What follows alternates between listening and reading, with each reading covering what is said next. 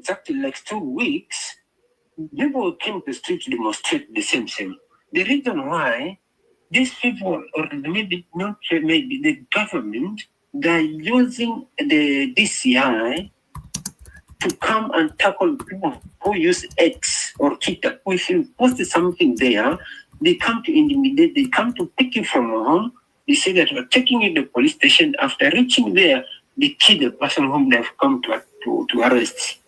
So the other time they arrest the guy from Homa Bay, like 470 kilometers away from the capital city of Kenya, Nairobi. They went there, they arrest the guy, they put the guy to the central station, which is in the capital city of Nairobi. So the person who ordered the arrest of that guy, or that guy who posted something on Twitter, is a deputy inspector of the police who was in command or is in charge. So after arresting the guy, the following day the guy was found dead. They come to lie to us that the guy hit the wall. So that's what makes us to be angry with this government. But so what really was the trigger? But what really was the trigger? Because last year I know you had the Gen Z extrajudicial killings and the incompetence of the government. This regime is incompetent. They are not. They are not listening to people. They don't want to care. They kill people like youth, not even the people. Most youth, those who doesn't agree with their propagandas or whatever the government wants to that. So that's what's triggering youth to come to the streets or to demonstrate daily. Okay, last time I remember there were such demos. You did have demos, and that was last year during the Gen Z. Last year or the previous year, the Gen Z. And I do remember. Last year, the Gen Z, that one. Yes. That one was against the finance bill. That's right. Yeah. But I remember how it was, how Ruto handled that, how the president handled that. He fired ministers, he fired the entire cabinet, and then he hired. He hired people who were members or leaders of the Gen Z, and all of a sudden the angers were quietened. Why have they now suddenly popped up? And how genuine? How much long will this fire last? Or is it not another fire that will be doused once again by another dangling of carrots by the president to quieten people? Okay, now I'll let you know. So the other time, what quiet these guys makes us a youth of Gen Z to come to calm is about this opposition leader Raila Odinga. Raila Odinga, he called us as a Gen Z of youth of Kenya because we expect that these guys will be on our side. But later on, he went ahead and joined the President Ruto'S regime. So that's what that people are just calm and keep quiet. But we didn't forget. We knew that maybe later on things will change, but it's not changing, it's getting worse. So maybe, not even maybe, for now, today we had a demonstration, which was supposed to be peaceful, but it wasn't peaceful. We wanted to be a riot. Then we might keep quiet. In a couple of some months, you'll see that this president, he will forget that he'll think that these guys are quiet. Then he can come up to do another bullshit things. You get? So that's right. The reason people are hungry. We can maybe keep quiet for now, but we are still watching. We're keeping him on watch. Whatever he does, we are with him. Right. Okay. Thank you very much. And tell me, is there any statement that has been announced so far? Okay. Do we have a government statement or something that has been made? Because by now there should be some sort of a siren that has been blown, let's say, by the police. Statement that we get from the government, from the so-called Ruto regime, it was just to stop any media to air anything left to do with demonstration. That's only what we get from the government, nothing else. Right. So if I was in Nairobi right now, I could be arrested for what I'm doing right now. Is that what you're saying? That's what we could have been getting, because he told all media stations not to air anything live concerning the demonstrations. Right. Lastly, can I ask you something? Today I was speaking. Yeah. Sorry. Today I was speaking. 8 people lost their life. Over 400 that injured. And several places. Over 4,000, not even 400. Over 4,000 youths are injured. Eight are dead, confirmed dead. Right. Okay. So tell me something. Lastly, calling you from the southern part of Africa. I want to ask you about a man who is bulky in size, who flies into Nairobi and tends to meet your president, sometimes dressed in tracksuits. His name is Wikno Chivayo, and he is a convicted fraudster from Zimbabwe. And many times he flies into Tanzania, he meets the president of Tanzania, and then sometimes he flies into Kenya. Most of the time, actually, he flies and he tends to have cozy relationship picture poses with your president, like he's a buddy. And this is someone who is a convicted fraudster. He is also implicated by the South African Intelligence Agency, for money laundering relating to Zimbabwe's last elections.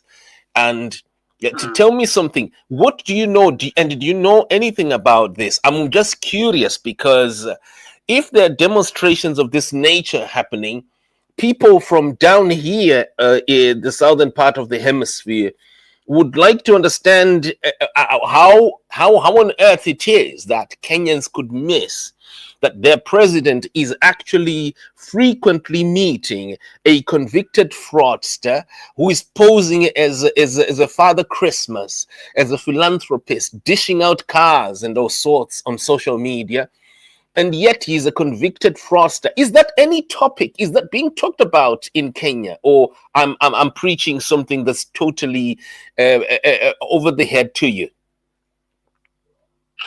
Okay, so concerning that, I'll tell you, my brother. Yes. Most of Kenyans, we are tired. Even we have not even get time to engage what's doing with the foreigners outside, or what is president doing with the other foreigners.